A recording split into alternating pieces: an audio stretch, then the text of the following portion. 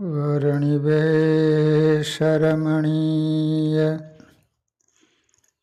दर्शनम् मन्दहासरुचिराननाम्बुजम् पूजितं सुरनरोत्तमेर्मुदा धर्मनन्दनमहं विचिन्तये। ॐ अवतारिणे श्री स्वामिनारायणाय नमो नमः। श्री हरिकृष्णाय घनश्यामाय नीलकंठाय हरियोदासाय नमो नमः। बोलो स्वामिनारायण भगवाननी जय। श्री हरिकृष्ण महाराजनी जय। श्री नरनारायण देवनी जय। श्री लक्ष्मी नारायण देवनी जय। श्री रेवती बड़देवजी महाराजनी जय।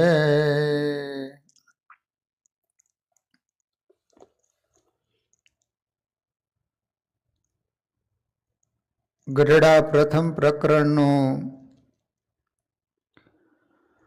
52મું વચનામૃત ચાલી રહ્યું છે। અઘરામાં અઘરું વચનામૃત હોય તો 52મું વચનામૃત છે।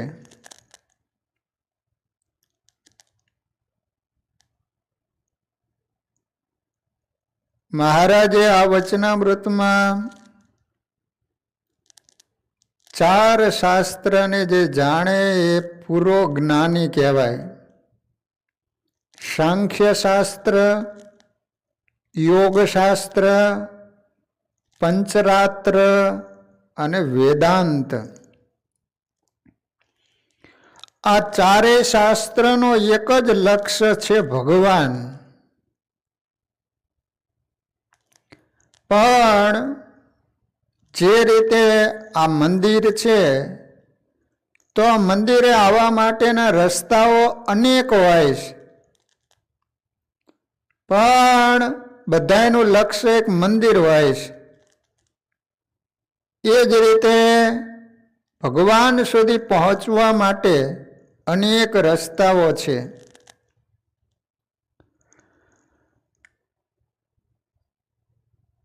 તો મહારાજે આમાં પહેલા સાંખ્ય શાસ્ત્રની વાત કરે છે કે સાંખ્ય શાસ્ત્ર છે એ ભગવાનને 25માં કહે છે। હવે 25માં એટલે શું, 26માં એટલે શું, એ તો પહેલા સમજવું પડે ને। તો વાલા ભક્તજનો, પંચ જ્ઞાનેન્દ્રિયો, પંચ કર્મ ઇન્દ્રિયો, પંચભૂત, પંચ વિષય, આ 20 તત્વો થયા। પછી પ્રકૃતિ, મહતત્વ, અહંકાર અને મન, આ 24 તત્વો થયા। તો સાંખ્ય શાસ્ત્ર એના રચયિતા કપિલ મુનિ છે। તો કપિલ મુનિ એમ કહે છે કે 24 તત્વો અને 25માં પરમાત્મા। કપિલ મુનિ છે એ આત્માને પણ 24 તત્વો ભેળા જ ગણે છે। 24 તત્વ જેમ ભગવાન વિના કાંઈ કરવાને સમર્થ નથી થતા, તેમ જીવ ઈશ્વર ભગવાન વિના કાંઈ કરવાને સમર્થ નથી। જે રીતે આ 24 તત્વો આપણી અંદર રહેલા છે એ જીવ વિના કાંઈ કરવા સમર્થ નથી। જો જીવ નીકળી જાય તો આંખની આંખ જ હોય, છતાં આપણે જોઈ ન શકીએ, હાથ હાથ એ જ હોય। તો જીવ વિના આ 24 તત્વો કાંઈ કરવા સમર્થ નથી, એ જ રીતે જીવ છે ને એ પણ ભગવાન વિના કાંઈ કરવા સમર્થ નથી. એટલા માટે કપિલ મુનિ એમ કહે છે કે 24 તત્વો ભેગો જીવને ગણી લીધો, કારણ કે જીવ છે એ પણ ભગવાન વિના કાંઈ કરવા સમર્થ નથી. એટલે 24 તત્વની અંદર જીવાત્માને ગણી લીધો અને 25માં પરમાત્માને ગણ્યા.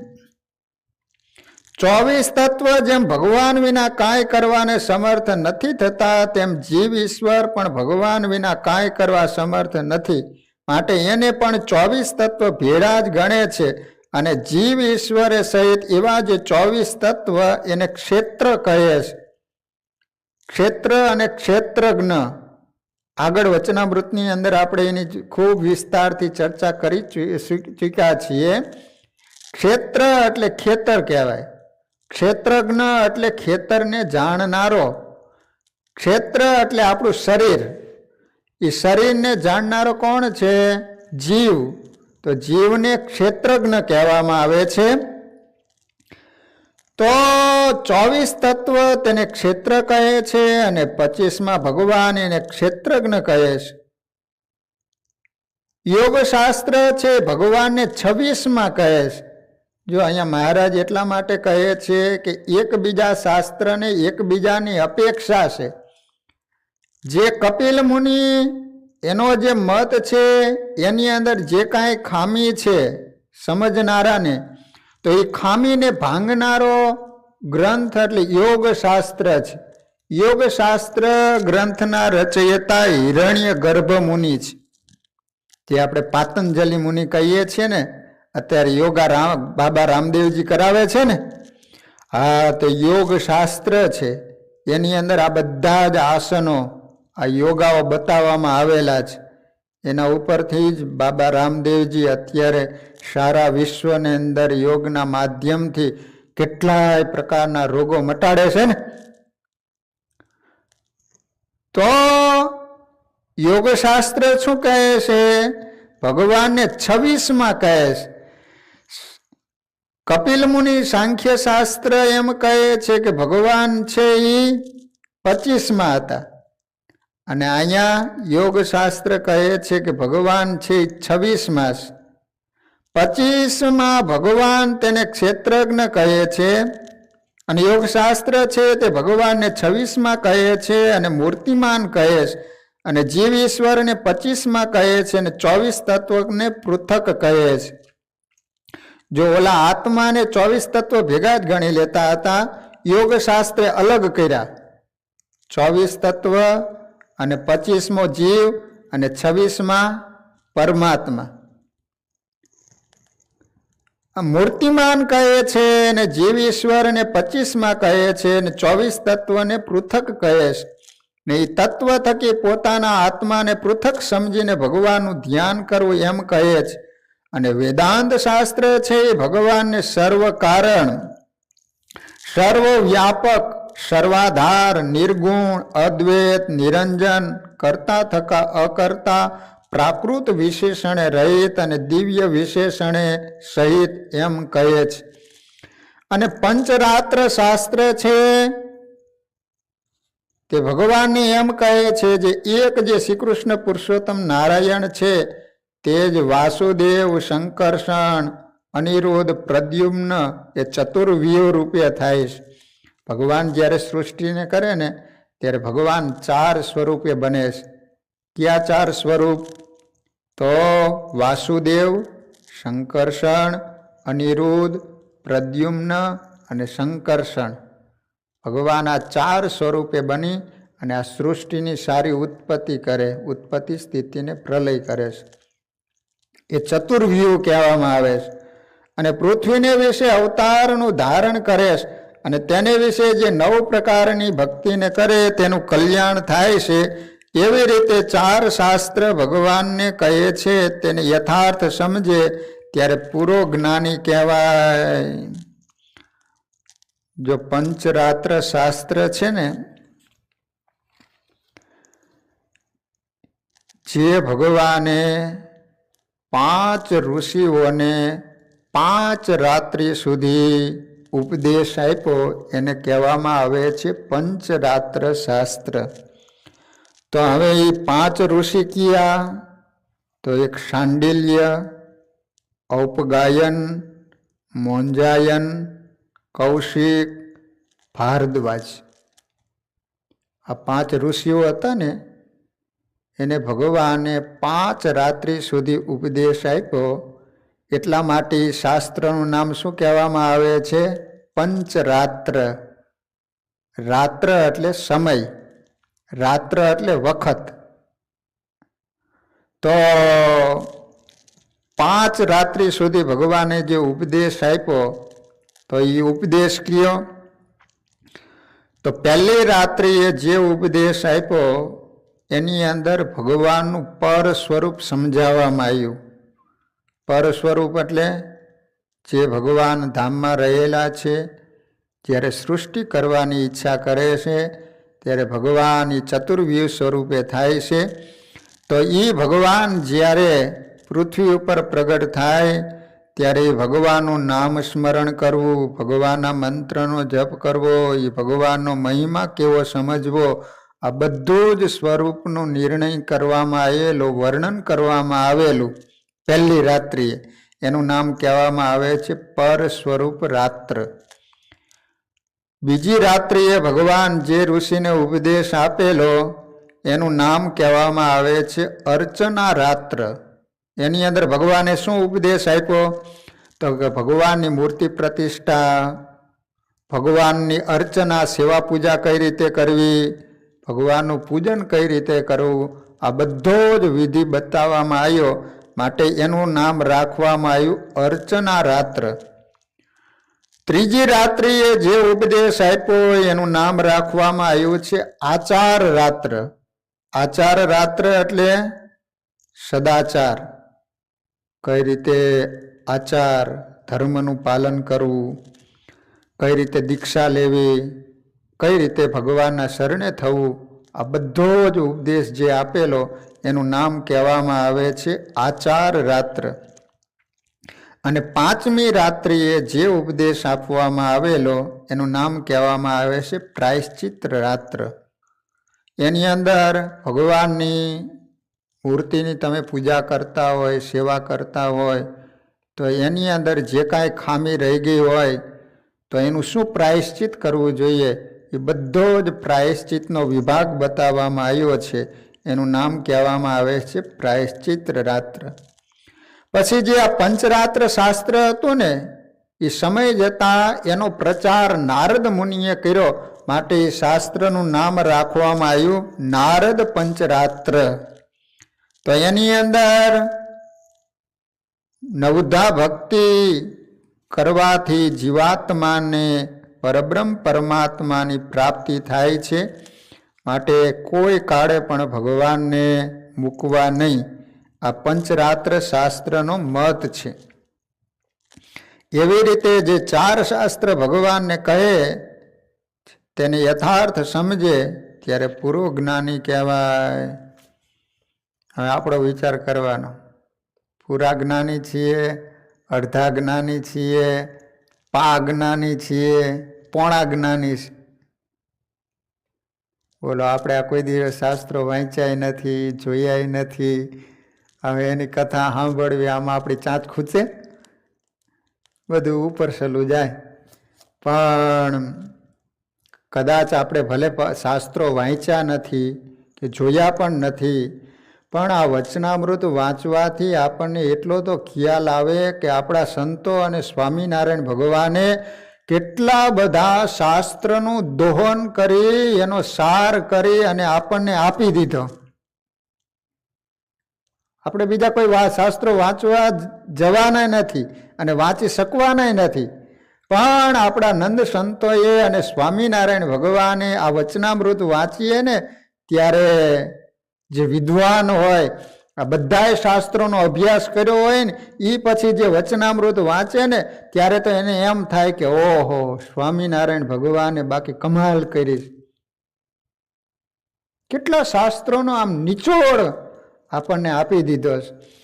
બીજા 3 શાસ્ત્રને મૂકીને એક સાંખ્ય શાસ્ત્રે કરીને ભગવાનના સ્વરૂપને સમજે તો એ બાદ આવે જે સાંખ્ય શાસ્ત્રમાં જીવ ઈશ્વરને તત્વથી નોખા નથી કહ્યા તે જ્યારે તત્વનો નિષેધ કરીને તત્વથી પોતાના જીવાત્માને નોખો સમજે ત્યારે 25મો પોતાનો જીવાત્મા સમજાઈ જાય. જો હવે એકબીજામાં શું દૂષણ આવે છે? જો પહેલા જ સાંખ્ય શાસ્ત્રની વાત કરી, સાંખ્ય શાસ્ત્ર છે ને 24 તત્વ ભેગા આત્માને ગણે છે, તો 24 તત્વને મિથ્યા કરતા એનો છેદ ઉડાડતા ઉડાડતા આત્માનો પણ છેદ ઉડી જાય. હવે આત્માને જ કાઢી નાખવામાં આવે તો પછી કલ્યાણ કોનું થાય? 25માં ભગવાનને કહે તો, અને કદાચ 24 તત્વથી 25માં આત્માને કહે તો પરમાત્માનો છેદ નીકળી જાય. તો આત્મા પરમાત્માની પાસે જાય કઈ રીતે? એટલે સાંખ્ય શાસ્ત્રમાં આ દૂષણ છે કે 24 તત્વ ભેગો આત્માને ગણે તો 24 તત્વનો નિષેધ કરતા કરતા આત્માનો નિષેધ થઈ જાય. આત્માનો નિષેધ થાય તો પછી કલ્યાણ કોનું થાય? જીવાત્મા જ નીકળી જાય. એટલા માટે અહીંયા મહારાજ એમ કહે છે કે જ્યારે તત્વનો નિષેધ કરીને તત્વથી પોતાના જીવાત્માને નોખો સમજે ત્યારે 25મો પોતાનો જીવાત્મા સમજાય, પણ ભગવાન ન સમજાય. આ 25માં આત્માને કહે તો ભગવાન નીકળી ગયા. અને જો એકલે યોગ શાસ્ત્રે કરીને જ ભગવાનના સ્વરૂપને સમજે તો એ દોષ આવે છે. જો સાંખ્ય શાસ્ત્ર એમાં જે ખામી છે, યોગ શાસ્ત્ર એને સમજવાથી ખામી દૂર થાય છે. પણ યોગ શાસ્ત્ર માત્ર ભણવાથી એને સમજવે કરીને શું ખામી રહે છે? તો મહારાજ એમ કહે છે કે એ દોષ આવે જે યોગ શાસ્ત્રે ભગવાનને મૂર્તિમાન કહ્યા છે તેને પરિચ્છિન્ન સમજે પણ સર્વ અંતર્યામી અને પરિપૂર્ણ એવા ન સમજે. જો યોગ શાસ્ત્ર માત્ર એનો મત એવો જ છે કે જ્યારે નિર્વિકલ્પ સમાધિ થાય, સર્વે ચિત્તની વૃત્તિઓ બધાયમાંથી ઉખાડી અને આત્મામાં લીન થઈ જાય એને યોગશાસ્ત્ર મોક્ષ કહે છે.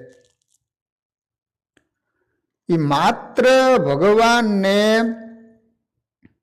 અવલંબન તરીકે ઉપયોગ કરે છે, પણ એની છેલ્લે ગતિ તો આત્મામાં લીન થઈ જવું એને જ એ લોકો મોક્ષ કહે છે. એટલા માટે ભગવાન એમ કહે છે કે જો એક વેદાંત શાસ્ત્રે કરીને જ ભગવાનના સ્વરૂપને સમજે તો એ દોષ આવે છે. ભગવાનને સર્વ કારણ, સર્વવ્યાપક અને નિર્ગુણ કયા છે એને નિરાકાર સમજે.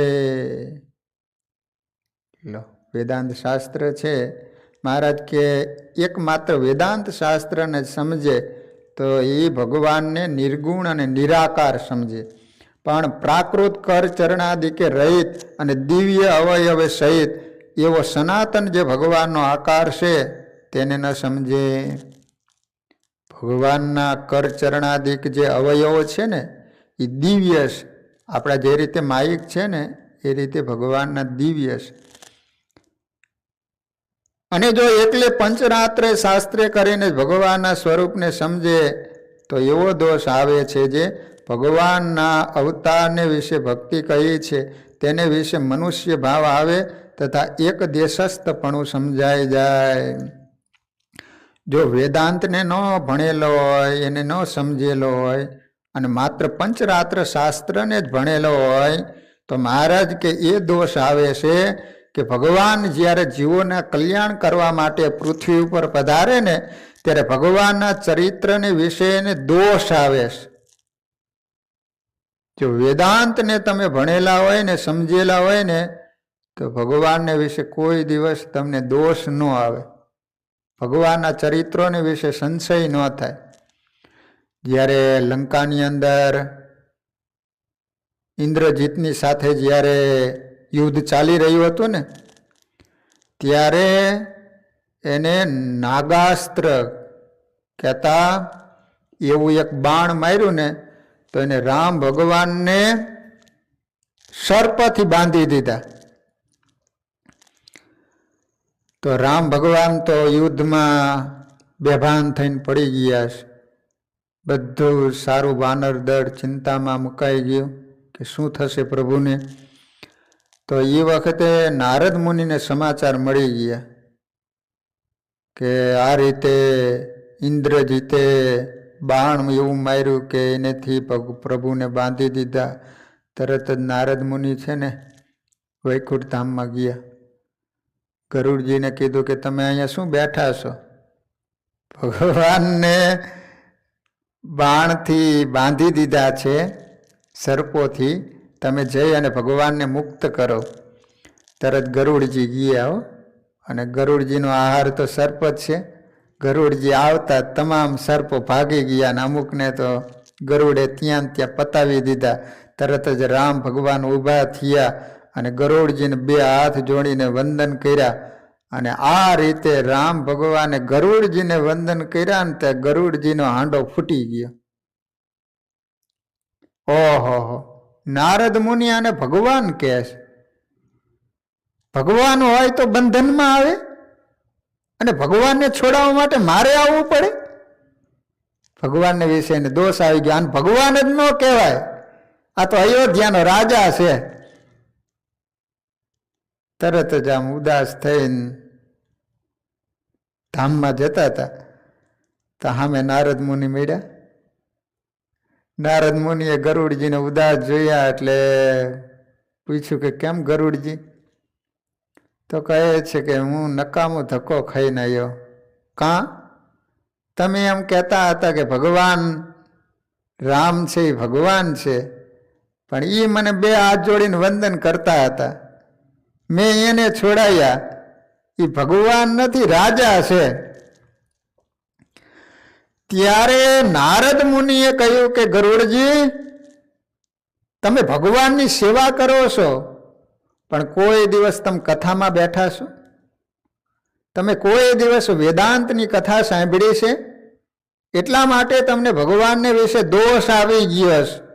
હવે આ દોષમાંથી તમારે મુક્ત થવું હોય ને તો શંકર ભગવાન પાસે જઈને વેદાંતની કથા સાંભળો, તો તમે આ દોષમાંથી મુક્ત થશો. ભગવાનને વિશે તમને દિવ્ય ભાવ આવશે. હવે નારદ મુનિએ કીધું એટલે ગરુડજી તરત જ ત્યાંથી કૈલાસમાં ગયા. તે શંકર ભગવાનને ખ્યાલ આવી ગયો કે ગરુડજી આવે છે અને એ બીમાર છે, અને બીમાર હોય એને લેવા માટે તો સામે જવું પડે ને, હાથ ચાલવો પડે, નહીં તો હેઠો પડે. અમેરિકા જેવું હોય બરફ હોય તો આપણા ઘરે આવતો પડે, હેઠો પડે તો વાંક પાછો આપણો આવે.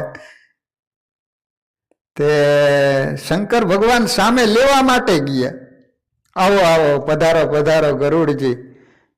ત્યાં ગરુડજીને એમ થયું કે ઓહો, જેની પાસે હું વેદાંત સાંભળવા માટે આવ્યો એ તો મને લેવા માટે સામે આવ્યો. એને શંકર ભગવાનનો દોષ આવી ગયો. એટલે શંકર ભગવાનને કહે છે કે હું તમારી પાસે વેદાંત શ્રવણ કરવા માટે આવ્યો છું.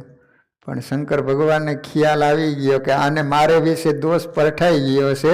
કદાચ હું વેદાંત આને ભણાવીશ ને, પણ મારે વિશે એને દિવ્ય બુદ્ધિ છે નહીં. હવે એને મારો મહિમા રહ્યો નથી, એટલે કદાચ હું એને સંભળાવીશ ને તોય પણ એનું મન તો મારી તરફ છે જ નહીં. એટલે શંકર ભગવાને શું કીધું ખબર છે? ગરુડજી, તમે પંખી છો અને પંખીની ભાષા જ પંખી સમજી શકે. માટે તમે એમ કરો, નીલગિરી પર્વત ઉપર કાગભૂષણડી છે ને, એની પાસે તમે જાઓ ને તો એ વેદાંત તમને સંભળાવશે. એટલે ગરુડજી ઉડીને નીલગિરી પર્વત ઉપર ગયા. અને ત્યાં ગયા ને તો કેટલાય ઋષિ મુનિઓ પંખીના સ્વરૂપ ધારણ કરીને ત્યાં કથા સાંભળી રહ્યા હતા. ગરુડજી ગયા હંસનું સ્વરૂપ ધારણ કરી, અને જે પંખીઓની આખી સભા ભરાઈને બેઠેલી કાગભૂષણડી કથા સંભળાવી રહ્યા હતા, એ વખતે છેલ્લે જઈને બેસી ગયા. અને કથાનો એવો નિયમ હોય, તમે કોઈ પણ કથામાં જાઓ ને તો મોડા આવ્યા હોય ને તો પાછળ જ્યાં જગ્યા હોય ને દૂરથી વંદન કરીને ત્યાં બેસી જવું. ઘણા માણસો તો આગળ જગ્યા ન હોય તો પાછળથી આગળ આવે. મોડો આવ્યો હોય તો આગળ બેવાની ટેવ પડી ગઈ હોય ને તે આગળ આવે. બોલો. અને સ્વામિનારાયણ ભગવાનનો સ્વભાવ કેવો હતો ખબર? કથા કરતા હોય અને એ વખતે કોઈ પૂજન કરવા માટે આવે ને તો મહારાજ ખીજાઈ જતા, બહુ ખીજી રીસ આવે, કથા સાંભળતા રે. બોલો. એક ભાઈ તો મને કે સ્વામી આ બોખી જીરું ચાવે ઈ શું? મેં કીધું આવું શામાં આવે? તો કે ચેષ્ટા બોલી એમાં નથી આવતો. મેં કીધું ના, એવું તો ક્યાંય આવતું નથી, બોખી જીરું ચાવે એમ. એ કે આર્યું એ. મેં કીધું એમ નથી, બહુ ખીજી રીસ આવે એમ છે. બોલો. એક ભાઈ તો પોઢણી બોલતા હતા તો પોઢે પ્રભુ સકલ મુનિ કે શ્યામ સ્વામિનારાયણ દિવ્ય મૂર્તિ સંતન કે વિશ્રામ, આવું આવે છે ને. તે એ શું બોલતા ખબર? સ્વામિનારાયણ દીવા કરે ને ચંદન ઘસે વૈશ્રામ, પોઢે પ્રભુ સકલ મુનિ કે શ્યામ. તે જેમ જેમ કથા પૂરી થઈ ને પછી બધા જ પંખીઓ જવા માંડ્યા. છેલ્લે ગરુડજી કાગભૂષણજીના પગમાં પડી ગયા અને કહે છે કે કાગભૂષણજી, ખરેખર તમારા થકી જો મેં કથા ન સાંભળ્યું હોય, વેદાંત ન સાંભળ્યું હોય ને તો મારો જન્મ એને જાત, વ્યર્થ જાત. ખરેખર તમારો ઉપકાર હું જિંદગીમાં ભૂલી નહીં શકું. મને ભગવાન પ્રત્યે જે દોષ અને સંશય થયો હતો ને એ દોષમાંથી આજે હું મુક્ત થઈ ગયો છું. હવે મને ખ્યાલ આવ્યો કે રામ છે એ સ્વયં ભગવાન છે. તરત જ ગરુડજી ત્યાંથી લંકા આવ્યા છે અને રામ ભગવાનના પગમાં પડી અને પ્રભુની માફી માંગી છે. એટલા માટે અહીંયા સ્વામિનારાયણ ભગવાન એમ કહે છે કે જો એકલે પંચરાત્ર શાસ્ત્રે કરીને જ ભગવાનના સ્વરૂપને સમજે તો એવો દોષ આવે જે ભગવાનના અવતારને વિશે ભક્તિ કહી છે તેને વિશે મનુષ્ય ભાવ આવે તથા એક દેશસ્થપણું સમજાઈ જાય. એક દેશસ્થપણું જ્યારે ભગવાનની પાસે હોય ને ત્યારે જ ભગવાન પ્રત્યેનો ભાવ રહે. ભગવાનથી બહાર ગયો નથી, મૂંડ્યા નથી. પાંદડે પાંદડે શ્રીજી મહારાજ, શ્રીજી મહારાજ. તો એક દેશસ્થપણું સમજાઈ જાય પણ સર્વ અંતર્યામીપણું અને પરિપૂર્ણપણું ન સમજાય. જો ગુરુને ચેલો હાલ્યા જતા હતા એમ એક આંબાવાળીયું આવ્યું ને એમાં સરસ મજાની પાકેલી કેરી જોઈ હો, મોઢામાં પાણી આવી ગયું ગુરુને. ઓહો, કેવી સાંખની કેરી. આપણે જે કેરીઓ આવે ને એ તો ઓલી દવા નાખીને પકવેલી હોય. ઓલી સાંખની કેરી તમે ખાધી હોય ને, હા, બહુ મીઠી હોય. જુનાગઢની કેસર કેરીઓની. તો ગુરુએ ચેલાને કીધું કે ચેલા કેરી ખાવા જઈશું ને? તો કે ચાલો જઈએ. તે છીંડું હોય છે ને ત્યાંથી અંદર ગયા. તે ચેલાને કહે છે કે જો ઉપરથી સારામાં સારી કેરી નીચે નાખજે. તો કે વાંધો નહીં. તે ચેલો ઉપર ચડ્યો આંબા ઉપર. તે ગુરુને એમ થયું કે આપણે અંદર તો આવ્યા છે આંબાવાડિયામાં પણ આજુબાજુમાં કોઈ છે કે નહીં એ તો આપણે તપાસ કરી નહીં. અને જો ખબર પડશે ને તો ધોકો લઈને અહીંયા નહીં આપણને ધોઈ નાખશે. ખાધી હશે ને એટલી બધી બહાર કઢાઈ નાખશે. તે ઓલા ચેલાને પૂછ્યું કે ચેલા, હા તું ઉપર છો ને તો આમ નજર કરીને જોઈ જોજે, કોઈ આપણને જોતું તો નથી ને એમ. તે ચેલાએ કીધું કે ગુરુજી, હા એક ભાઈ આપણને જોઈ રહ્યા છે. તો કે હેઠો જલ્દી ઉતર, હેઠો ઉતર જલ્દી કે. તે ગુરુને ચેલો તરત જ નીકળી ગયા. તે રસ્તે ચાલવા માંડ્યા ને તે ગુરુએ ચેલાને પૂછ્યું કે ચેલા, તું એમ કહેતો તો કે એક કોક આપણને જોઈ રહ્યું છે, તો કોણ? વાડીવાળો હતો, કામ કરવા વાળો હતો કે ત્યાંથી મુસાફરો નીકળતા હતા એ આપણને જોતા હતા? આપણને કોણ જોતું હતું? કે ગુરુ, બીજું તો કોઈ નહીં પણ ભગવાન તો આપણને જોતો હતો ને. હા, ગુરુ હતા ને ચેલાના પગમાં પડી ગયા કે કે ખરેખર હું દરરોજ તને કથા સંભળાવું છું, પણ એ કથા મને ન પચી, મારા જીવનમાં ન ઉતરી, પણ તે તારા જીવનમાં ઉતારી કે ખરેખર ભગવાન તો જોતા હતા ને. તો એટલા માટે અહીંયા સ્વામિનારાયણ ભગવાન કહે છે કે જો મનુષ્ય ભાવ આવે તથા એક દેશસ્થપણું સમજાઈ જાય. સિયા રામમય સબ જગ જાની, કરહુ પ્રણામ જોડી જુગ પાણી. એકનાથ મહારાજ હતા, એ ગંગાજળની કાવડ લઈને ઠેઠ રામેશ્વર ભગવાનને ચડાવવા માટે જતા હતા. તો સાથે સેવકો એમના હતા. ઓલી કાવડ આવે ને અહીંયા ખંભે ઉપાડીને લઈ જવાની, એ જમાનામાં ક્યાં વાહન હતા, ચાલીને જવાનું. ઠેઠ ગંગાજીથી રામેશ્વર કેટલું દૂર હે. તો એમાં ગધેડો તરસ્યો હતો, તો એ બૂમો પાડી રહ્યો હતો, તે તરફડી રહ્યો હતો. ઉનાળાનો સમય હશે. તો એકનાથ મહારાજે રામેશ્વર ભગવાનનો અભિષેક કરવા માટે ગંગાજળ લઈને જતા હતા. એ ગંગાજળનો ઘડો હતો એ ગધેડાને પાઈ દીધો. ત્યારે એના શિષ્યો સેવકો કહે છે કે તમે આ શું કર્યું? રામ ભગવાનનો અભિષેક કરવા માટેનું આ ગંગાજળ હતું, એને બદલે તમે ગધેડાને પાઈ દીધો. ત્યારે એકનાથ મહારાજ કહે છે કે મારો રામેશ્વર પ્રભુ તો આમાં છે. ખરેખર રામેશ્વર રામ પ્રભુની પહોંચી ગયું. તેને ગધેડામાં પણ ભગવાન દેખાય છે. બોલો, ઓલા નામદેવ મહારાજ હતા ને, તે રોટલી કરતા હતા. તેમાં બરોબર રોટલી બાજુમાં પડેલ, એનીમાં અચાનક કૂતરો આવે ને રોટલી લઈને ભાગ્યો. તો નામદેવજી મહારાજ ઘીની વાટકી લઈને પાછળ દોડ્યા અને કહે કે વિઠ્ઠલ ઉભો રે, કોરે રોટલી છે, હું તને ઘી ચોપડી દઉં. નામદેવને કૂતરામાં પણ વિઠ્ઠલ ભગવાન દેખાય છે. હવે કૂતરો આપણા ઘરમાં આવ્યો હોય તો ઘી લઈને પાછળ દોડીએ, ધોકો લઈને દોડીએ. ખરેખર જેટલી રોટલી લઈ ગયો ને મોઢામાં બહાર કઢાવી દે. એટલા માટે એક દેશસ્થપણું સમજાય જાય, પણ સર્વ અંતર્યામીપણું ને પરિપૂર્ણપણું ન સમજાય. માટે સર્વે શાસ્ત્રે કરીને જો ભગવાનને ન સમજે તો આવા દોષ આવે છે.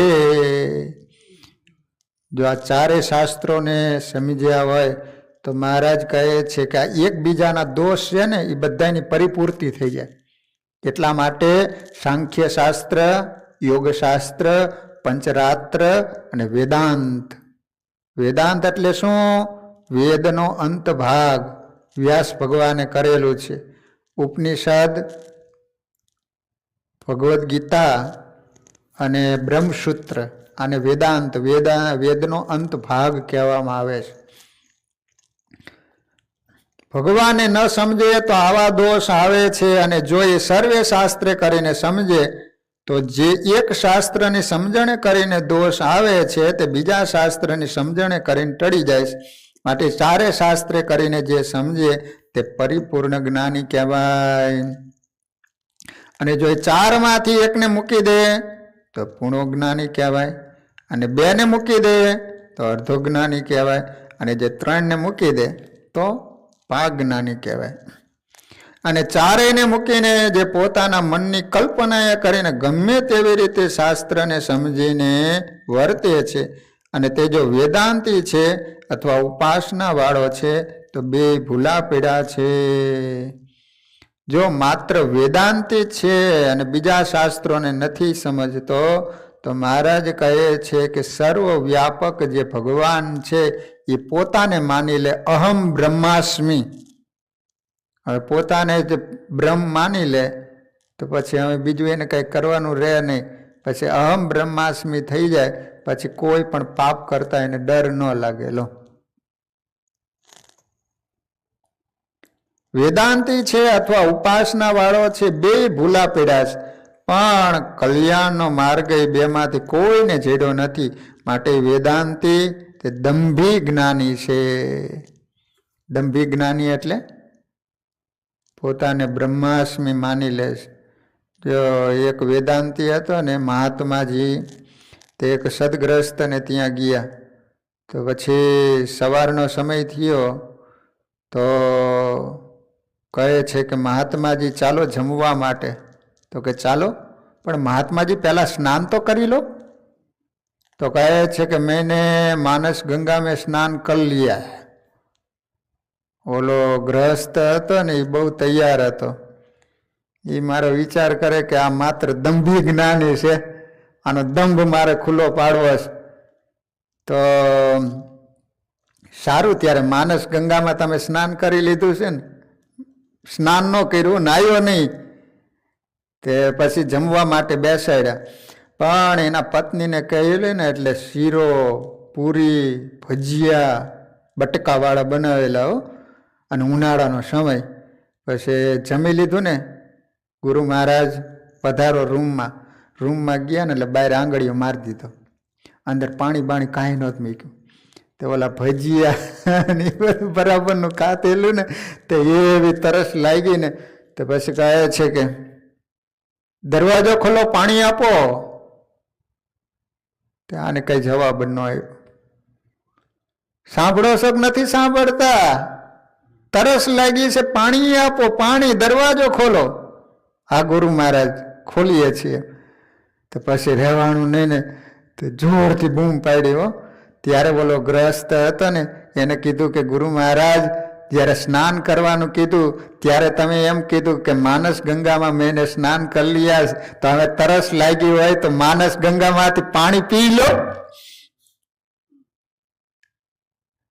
અને બોલો પગમાં પડી ગયો એ કે મારી ભૂલ થઈ ગઈ. એટલા માટે સ્વામિનારાયણ ભગવાન શું કહે છે? પણ કલ્યાણનો માર્ગ એ બેમાંથી કોઈને જડ્યો નથી, માટે વેદાંતી તે દંભી જ્ઞાની છે. પોતાને બ્રહ્મ માની લીધા છે તો નહીં પાછું. અને એ ઉપાસના વાળો તે પણ દંભી ભગત છે. એટલે આ ગરડા પ્રથમ પ્રકરણનું 52મું વચનામૃત. આની અંદર સ્વામિનારાયણ ભગવાને 4 શાસ્ત્રો એને સમજવાથી પૂરો જ્ઞાની એકબીજાની જે ખામી છે એ દૂર થાય છે, અને એકબીજામાં શું ખામી છે એની સુંદર મજાની સમજણ આ વચનામૃતની અંદર આપી છે. વાલા ભક્તજનો, વચનામૃત ગ્રંથ વિશ્વનો એક અજોડ ગ્રંથ, સ્વયં સ્વામિનારાયણ ભગવાનની વાણી. આપણા નંદ સંતોએ એટલી બધી મહેનત કરી કે ભગવાન બોલતા હતા અને આપણા સંતો લખી લેતા હતા. એને કારણે આજે મારી અને તમારી પાસે ભગવાનની વાણી સિદ્ધિ આપણને પ્રાપ્ત થઈ છે. એ વખતે કેવું ઓલે કલમ, ઓલા શાહીનો ઓલો ખડિયો હોય એની અંદર બોડીને લખવાનું. આજે પણ એવા પેજ છે, સંતોએ જે લખેલા શાસ્ત્રો છે ને એ હસ્તાક્ષરવાળા, તો એ શાહીવાળા પેજ છે. તો એ કાગળ પણ એટલો બધો જાડો હોય, નકર કાગળ પાતળો હોય ને તો શાહી નીચે ઉતરી જાય, તો આ બાજુ વંચાય નહીં તમારે. એટલે એ જો પહેલાંના શાસ્ત્રો છે ને એ બધા જ આમ જાડા કાગળ હોય અને એ હાથે લખવાનું. એ વખતે આવી લાઇટની સુવિધા નહીં, દીવાના અજવાળે કેટલી બધી મહેનત કરી હશે. આધારાનંદ સ્વામીએ હરિચરિત્રામૃત ગ્રંથ લખ્યો છે, એની અંદર 1,00,000 ચોપાઈ છે. 1,00,000 મહાભારત કરતા પણ મોટો ગ્રંથ. તમે એ 12 ભાગ ભેગા કરો ને તો આપણા જેટલો ઊંચો ગ્રંથ થાય. મૂળ ગ્રંથ છે ને એ 12 ભાગ છે, તો એ આમ તમે ગોઠવો ને એકબીજા ઉપર તો આપણે જેટલા ઊંચા છે ને એટલો ઊંચો થાય. તો એ આધારાનંદ સ્વામી ક્યારે લખી લીધો છે એમ. એ પાછે હિન્દીમાં ચોપાઈમાં પાછો ગાવાનો ગ્રંથ છે. બોલો, એનું અત્યારે ગુજરાતી ટ્રાન્સલેશન કરતા આપણને ન આવડે, એની ચોપાઈઓ આપણે પણ ન સમજી શકીએ. તો એ સ્વામી તો મોટી ઉંમરે સાધુ બનેલા. એ ઝાલાવાડમાં મૂડીની બાજુમાં ખોલડિયાદ નામનું ગામ છે, ત્યાંના હતા. ઝાલાવાડી સ્વામી હતા, પોતે સુથાર હતા, મિસ્ત્રી. તો ભગવાન સ્વયં લખાવતા હોય તો જ લખી શકે, બાકી માણાનું ગજું નહીં. જો આ નિષ્કુળાનંદ સ્વામી હતા એ તો કાળા અક્ષરે કુવાડે માર્યા હતા. સ્વામી ભણેલા નહોતા હો, નિષ્કુળાનંદ સ્વામી છે ને ભણેલા નહોતા, પણ જેના ઉપર ભગવાનની દયા થાય. મુકમ કરોતિ વાચાલમ પંગુમ લંઘયતે ગિરિમ યત કૃપા તમહમ વંદે પરમાનંદ માધવમ. તેના ઉપર ભગવાન દયા કરે ને તો પાંગડો હોય લંગડો હોય તો પર્વતનું ઉલ્લંઘન કરી જાય. એ આંખે દેખતો ન હોય છતાંય દેખતો થઈ જાય, બોલતો ન હોય તો એ બોલતો થઈ જાય. ભગવાનની કૃપા શું, કોઈક મોટા સંતની કૃપા થાય ને તોય પણ અશક્ય કાર્ય શક્ય બનતું હોય. જો સુરતમાં પારસીનો એક દીકરો હતો, તે જન્મો ને ત્યારથી મૂંગો, તે 20 વર્ષની ઉંમર થઈ, તે છોકરો કાંઈ બોલે નહીં, કરે. તો પછી એને કેટલાય ઉપચાર કર્યા. ગ્રહસ્થને તો શું, અહીંયા જાઓ તો તરત જ પારસી કુટુંબ ત્યાં જાય. પછી એને સમાચાર મળ્યા કે વડતાલમાં ગોપાળાનંદ સ્વામી સમર્થ સાધુ છે, એમની પાસે તમે જાઓ. સ્વામી સવારે પૂજા કરતા હતા, ઓલો પારસી પરિવાર છોકરાને લઈને આવ્યા. તે સ્વામીની સામે બેસાડ્યો. સ્વામી એને જય સ્વામિનારાયણ કહ્યું, છોકરો કાંઈ બોલ્યો નહીં. તો પછી સ્વામીની પૂજામાં ભગવાનને કેળું ધરાવેલું પ્રસાદીનું હતું. તે સ્વામીએ તરત જ ઓલા છોકરાને આપ્યું, લે બેટા આ કેળું ખાઈ જા પ્રસાદીનું. તે એ છોકરો કેળું ખાધું. પછી ગોપાળાનંદ સ્વામી કીધું કે જય સ્વામિનારાયણ, જય સ્વામિનારાયણ, મીંડું બોલવા. લો ત્યારથી છોકરો બોલવા મીંડ્યો હતો. લો 20 વર્ષ સુધી કાંઈ નહોતો બોલ્યો, પણ એક ગોપાળાનંદ સ્વામીની દ્રષ્ટિ થઈ ગઈ ને, પારસીનો છોકરો બોલતો થઈ ગયો. આંખે દેખતો ન હોય દેખતા થઈ જાય. ઓલા મૂળજી શેઠ હતા ને લીંબલીના, તે એના પત્ની હતા ને તે આંખે અંધ હતા. તે સ્વામિનારાયણ ભગવાન આવ્યા ને તે એક રૂમમાંથી બીજા રૂમમાં જાવ તો તે આમ દિવાલે હાથ દેતા જાય. તે મહારાજે મૂળજી શેઠને પૂછ્યું, શેઠ હા તમારા વાઈફ છે એ આમ દિવાલે હાથ દેતા કેમ જાય છે? તો કે મહારાજ આંખે દેખતા નથી, અંધ છે. ઓહો, સ્ત્રી દેહ અને આંખે અંધ, તો એને બધી ક્રિયામાં કેટલી બધી મુશ્કેલી પડે. બહેનોનું પરાધન જીવન કેટલું કહેવાય. તો આ સારું ન કહેવાય. પણ મહારાજ શું કરીએ? તે મહારાજ કહે છે કે દેખતા હોય તો સારું થઈ જાય. તો મહારાજ આટલું જ બોલ્યા ને તો એને આંખે દેખતા થઈ ગયા. તરત જ મૂળજી શેઠને કહે છે કે મને તો દીવા જેવું દેખાય છે કે હવે તો જિંદગી પર્યંત જ્યાં સુધી ધામમાં ગયા ને ત્યાં સુધી પોરવી શકે ને એવું દીવા જેવું. કારણ કે ભગવાનની કૃપા થાય તો અશક્ય કાર્ય હોય. નિષ્કુળાનંદ સ્વામી ઉપર ભગવાનની દયા થઈ તો સ્વામિનારાયણ સંપ્રદાયમાં સૌ પ્રથમ ગ્રંથ લખ્યો હોય તો સ્વામી યમદંડ લખ્યો છે. પછી તો ભક્ત ચિંતામણી ગ્રંથ ગઢડાની અંદર તમે જાઓ ને તો નિષ્કુળાનંદ સ્વામી જે ઓરડીમાં લખતા હતા ને એ ઓરડી આજ પણ મોજૂદ છે. નીચે સ્વામી લખે, મહારાજ ગોખલામાં બેઠા હોય, પછી આમ ઉપર પેજ આપે, ભગવાન વાંચે, સ્વામીને કે બરાબર છે. આ રીતે ભક્ત ચિંતામણી લખાણી. ભક્ત ચિંતામણી ગ્રંથ સ્વામિનારાયણ ભગવાને પ્રૂફ કરેલો છે, પ્રસાદીનો ગ્રંથ છે. લો ભક્ત ચિંતામણી નામ જ એવું છે, ભક્ત માટે ચિંતામણી રૂપ છે. ભક્ત ચિંતામણી ગ્રંથ જે વાંચે એના જે સંકલ્પો હોય, ગમે એવા દુઃખ હોય તો એ દૂર થઈ જાય. તો વાલા ભક્તજનો, અહીંયા ગઢડા પ્રથમ પ્રકરણનું 52મું વચનામૃત પૂરું. શ્રીપતિમ શ્રીધરમ સર્વદેવેશ્વરમ ભક્તિધરમ આત્મજમ વાસુદેવ ઓમ હરિ માધવમ કેશવમ કામદમ કારણમ સ્વામિનારાયણમ નીલકંઠમ ભજે સહજાન સ્વામી મહારાજની. સ્વામિનારાયણ સ્વામિનારાયણ સ્વામિનારાયણ સ્વામિનારાયણ સ્વામિનારાયણ.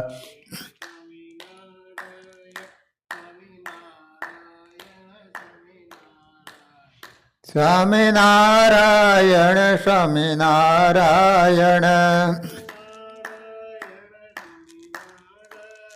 સ્વામિનારાયણ સ્વામિનારાયણ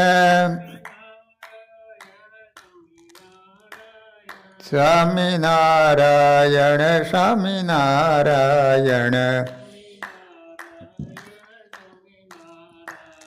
સ્વામિનારાયણ સ્વામિનારાયણ. સહજ